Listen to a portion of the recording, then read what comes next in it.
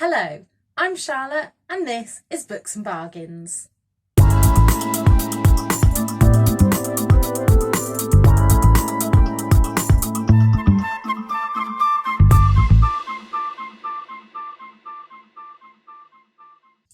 feel like February was a really weird month.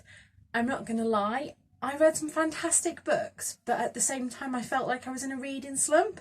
It's only now looking back that I realised that I rated most of them quite highly. So I read 7 books. Hang on. There we go. I knew I was missing one. I read 7 books in January, and if you just want a brief overview, I didn't give this one a rating because it was more of an academic text. I rated this one 4 stars, this one 4 stars, this one 4 stars, 1 star, 3 star and 5 star. So my favourite book of February was The Alibi Girl by CJ Scouse. And now I'm just going to get into the vlog style wrap up.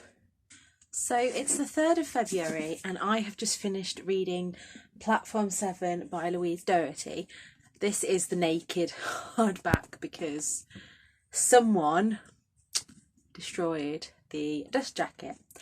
Anyway, I'm going to rate this a 4 star. I really don't want to tell you much about this book other than that there's content warnings for major coercive control. But I love this, and I will say probably don't read it if you're in a bad mental health state. It has really dragged me down the past couple of days. So I'm going to read something a bit more cheerful next. But hello. This is beautifully written, and some of the passages in it, it's almost like a work of literary fiction rather than a thriller.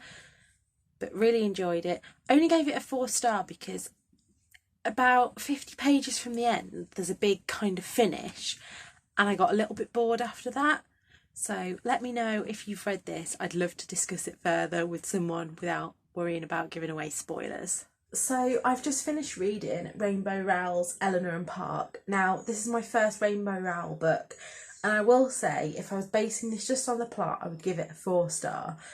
But due to the blatant racism, homophobia and ableism in this book, I've given this a 1 star, and I recommend that people don't read it unless you like that kind of thing. I'm going to link a video above of someone that explains this really well, but yeah, I just couldn't get over how bad this was. So I have just finished The Alibi Girl by CJ Scouse, and this was amazing.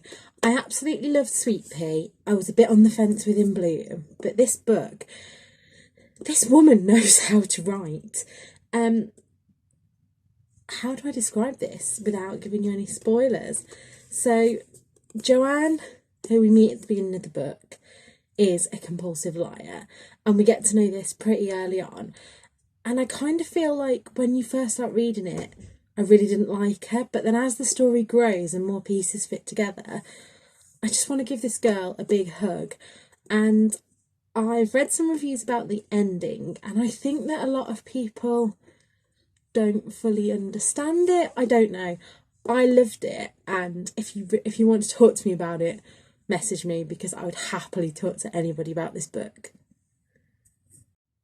Oh, and I give it a 5 star. So I received this in the post today, and it is signed by Alice Iseman. I was meant to go to the event at Waterstones in Nottingham for this, but obviously due to surgery couldn't go. So the lovely people there sent it to me in the post. Like I say, it came this morning. I've already read it, already give it a 5 star, and already pre-ordered Heartstopper Volume 4. So I've just finished reading The 7 Deaths of Evelyn Hardcastle. You can probably hear the wind outside. I buddy read this with Emily, Gayer and Berna, who I'll link below. They all really enjoyed it. It took me a long while to get into this book. Really kind of enjoyed the middle. I was going along with it, going along. Then the first reveal, I was like, yes. If that had finished it there, I think I'd have enjoyed it more. But then it just got silly and weird. I have to give props to Stuart Turton, the author, because plotting this must have been an absolute nightmare, and he did that really well. There wasn't anything that I just got to the end and thought, oh, well, what happened to so-and-so?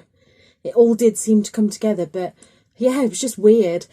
Probably about 100 pages too long. It could cut a bit off the beginning and cut a big chunk off the end, and I think I would have given it more, but I'm going to rate that a 3-star. So excuse the wild hair, I've just washed it. I've just finished reading Estrogen Matters.